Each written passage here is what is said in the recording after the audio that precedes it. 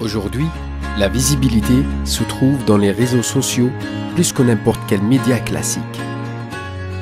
Aujourd'hui, faire du business, c'est être parmi les centres d'intérêt du client. L'investissement afin de promouvoir produits et services est vital pour maintenir votre affaire.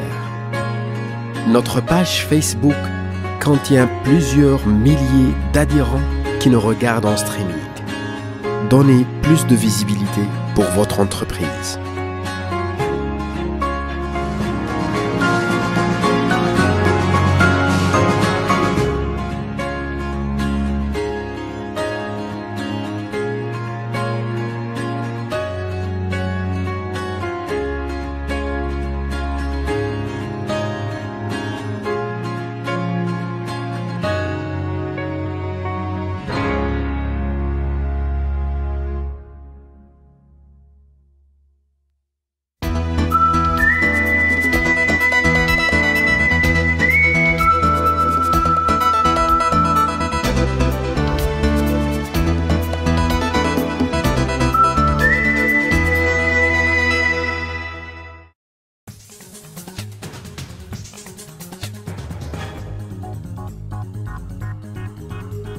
L'Index. Un retour sur l'actualité qui a marqué votre semaine. L'Index, une émission présentée par Selim Chouieb sur Radio Québec Plus.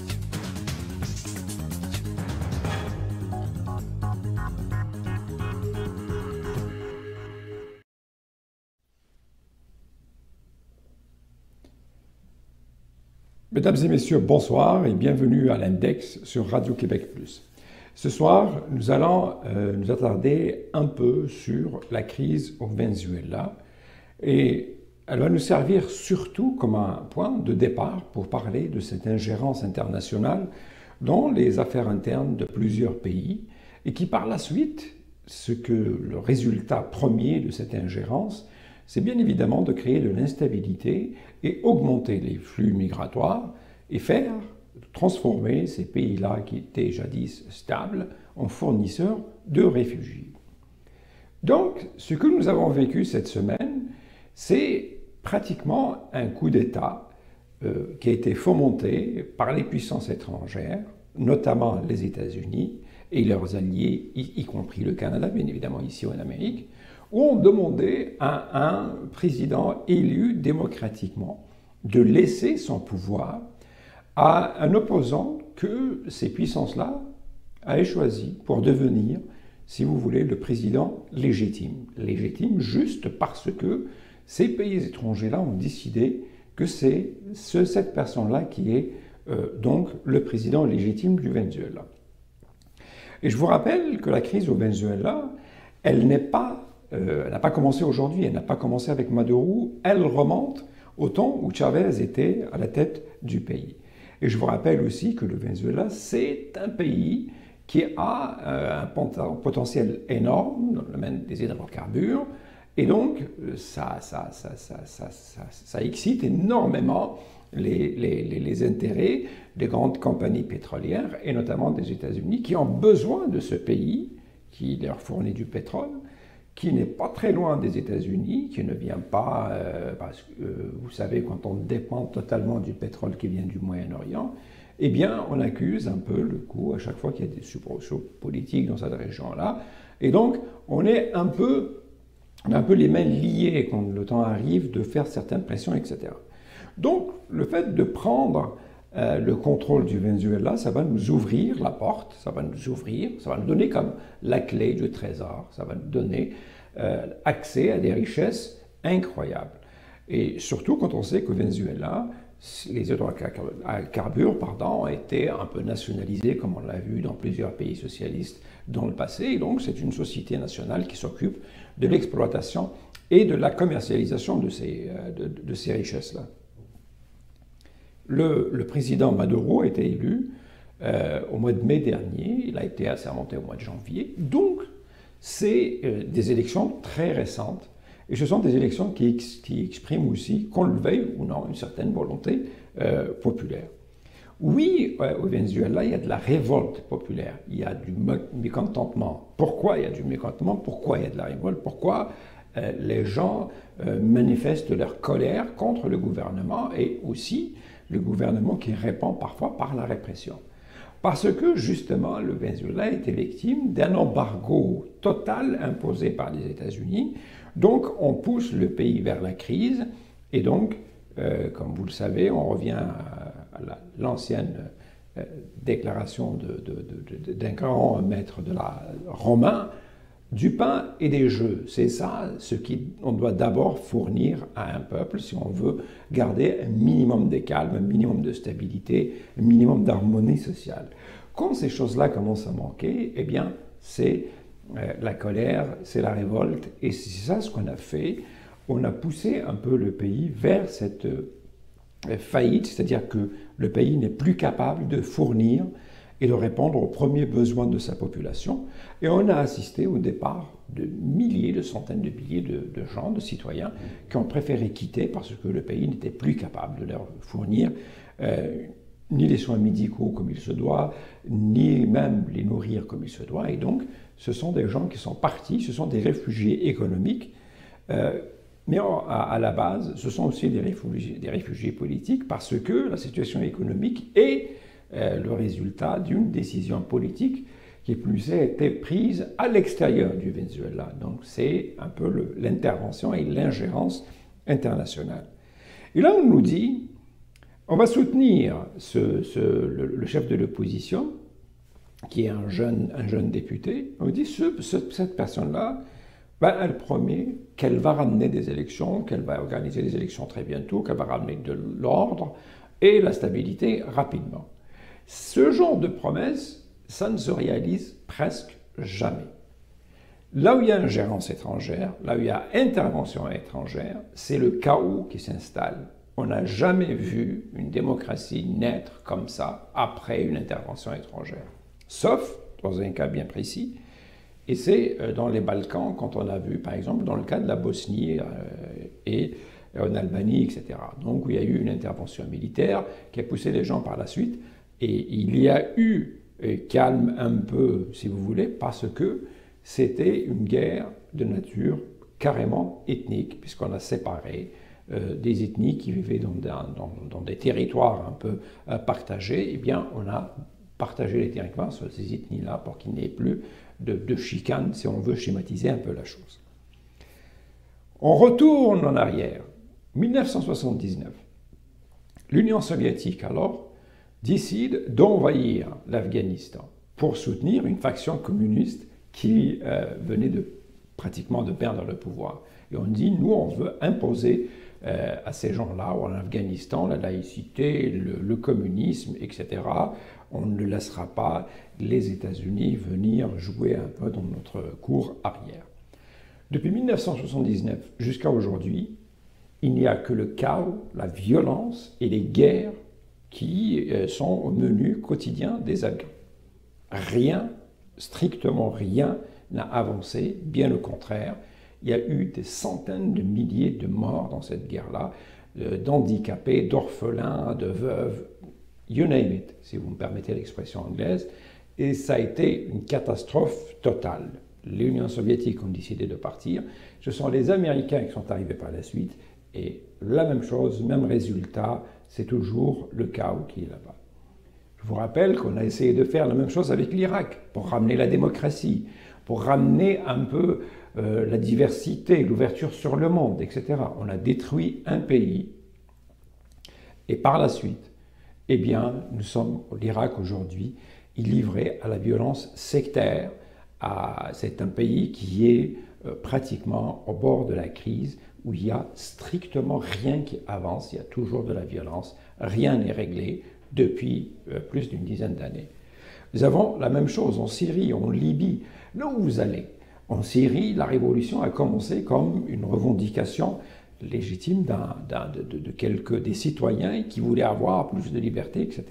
Et par la suite, des puissances étrangères sont venues un peu parasiter cette révolution-là, et chacun avec sa petite influence et avec ses propres objectifs, il a bien évidemment On a soufflé sur les braises et c'est devenu par la suite une ingérence étrangère dans un pays. Et je vous rappelle que le régime syrien aussi a eu le soutien des soviétiques aussi. Donc je vous donne l'exemple du Mali avec l'intervention militaire de la France, où il y a eu ingérence dans les affaires du Mali. Et jusqu'à aujourd'hui, le Mali, il n'est pas encore pacifié, le Mali n'est pas encore stabilisé et il n'est même pas encore sécurisé puisqu'on continue à vivre exactement les mêmes choses et le Mali n'avance pas. Et il y a toujours ce problème de démocratie, ce problème de légitimité. Je vous rappelle que la France est rentrée carrément, militairement, en Côte d'Ivoire aussi. Ce sont les gendarmes français qui sont allés chercher le Gbagbo, l'ancien président ivoirien, dans son palais pour l'amener devant le tribunal international. Et le tribunal international vient de le trouver non coupable, de le déclarer non coupable la semaine dernière. Toutes ces interventions-là, elles se font généralement au nom d'une certaine morale, au nom de certains idéaux, de valeurs démocratiques, etc. Mais ça cache en réalité les véritables raisons derrière cela. En Afrique, toutes les interventions françaises sont là un peu pour sauvegarder les intérêts de ce qu'on appelle la France-Afrique. Je vous rappelle que, par exemple, le président tchadien avait déclaré aux journalistes français qui lui reprochait le fait de s'agripper un peu au pouvoir, malgré les nombreuses années qu'il a passées à la présidence. Et c'est lui-même qui a dit, vous savez, moi je n'ai pas demandé à changer la Constitution, c'est la France qui m'a demandé de la changer, et c'est la France qui veut que je reste au pouvoir. Et c'est là où on voit qu'à chaque fois qu'il y a une intervention militaire française en Afrique, les premiers qui vont être utilisés, ce ne sont pas les soldats français, ce sont les soldats tchadiens qui vont ouvrir, si vous voulez, le chemin. On les utilise bien évidemment comme de la chair à canon avant l'arrivée des soldats français avec leur technologie, leurs avions et tout leur armada. Donc, dans cette région-là, on utilise tout le temps le subterfuge, si vous voulez, qu'il y a de l'instabilité et qu'il y a les présidents qui sont en place, ils ne sont pas légitimes, etc. Et d'ailleurs, on ne les appelle plus présidents, on va dire le dictateur, le gouvernement, on ne l'appelle plus le gouvernement, on l'appelle le régime. Et c'est comme ça qu'on installe une forme d'hystérie internationale autour d'un pays. Et on se met tous à demander la même chose, comme on est en train de le faire maintenant. Tous les pays européens, avec le Canada et les États-Unis, qui sont en train de demander à Maduro de partir, comme si c'était le plus grand des criminels. Or, vous voulez changer toutes les dictatures du monde, vous avez l'Arabie Saoudite. Voici un pays où on a vu qui a été pratiquement condamné à l'international.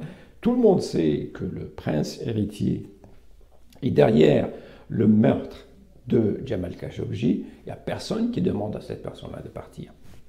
Et je vous donne un exemple. En Europe, la Grèce, voici un pays qui a été pratiquement déclaré, qui a déclaré carrément faillite à une certaine époque, était plus capable de payer ses propres factures. On n'a jamais entendu, ne serait-ce qu'une seule fois, quelqu'un appeler à un coup d'État militaire ou quelqu'un appeler à un changement de régime ou quelqu'un demander une intervention étrangère dans ce pays-là. Bien au contraire, tout ce qu'on a fait, c'est qu'on est allé chercher encore plus d'argent pour le donner au gouvernement grec pour qu'il continue à fonctionner malgré toutes ces difficultés qu'on a eues.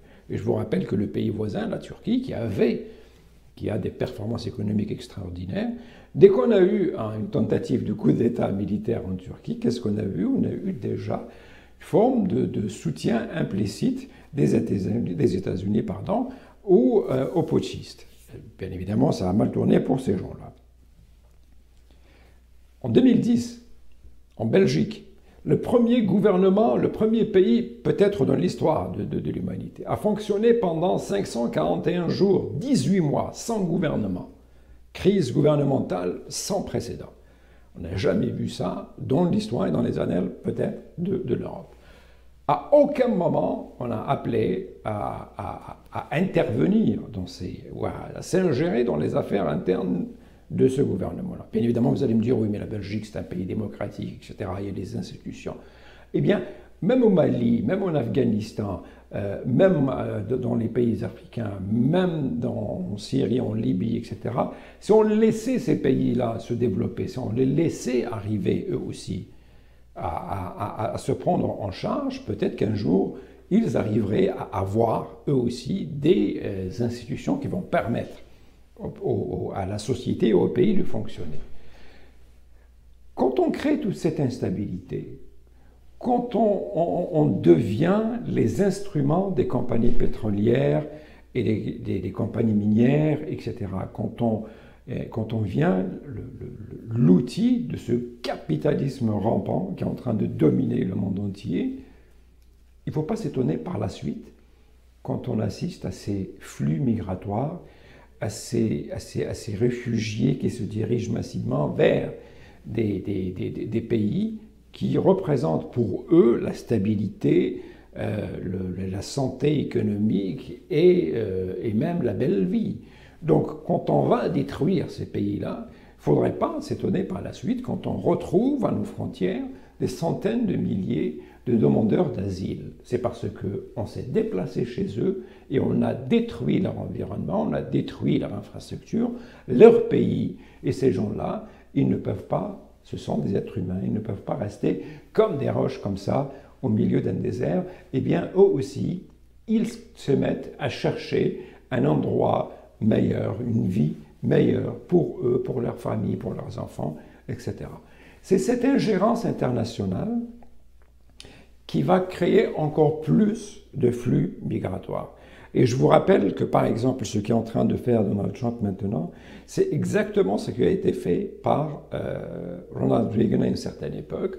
On allait en Amérique latine et dans l'Amérique centrale, et on essayait, par de ce qu'on appelle les contras, avec des mouvements un peu de droite, qu'on essayait d'armer pour créer des guérillas et des guerres civiles carrément dans les pays, par exemple en Amérique centrale, en Amérique latine, etc. Et pendant les années 80, on a eu le Nicaragua, on a eu même la Colombie, on a eu plusieurs pays qui ont été atteints par cette instabilité-là. Et pendant ce moment-là, les États-Unis étaient tout le temps le pays qui pompait, qui cherchait les richesses de ces pays-là. Je vous rappelle les interventions qu'on a vues des États-Unis au Panama, un peu partout, et l'intervention Manu Militari, bien évidemment, on mettait des gens ici, on plaçait les gens un peu là où on voulait, et ces gens-là étaient les vrais dictateurs qui allaient être imposés par des puissances étrangères pour mieux asservir leur propre peuple et pour mieux contrôler ce peuple, pour permettre à ces compagnies minières, à ces pétrolières, de mieux exploiter les richesses de ces pays-là. Donc, si vous voulez, morale de l'histoire, c'est quoi? On ne peut pas rester bien chez soi quand on passe son temps à vouloir détruire le chez-soi de l'autre. Ça ne peut pas fonctionner. Tôt ou tard, on va être éclaboussé. Tôt ou tard, nous aussi, on va être touchés. Et voilà, sur ce, je vous donne rendez-vous la semaine prochaine. D'ici là, comme on le dit toujours, gardons le sourire. Bonsoir.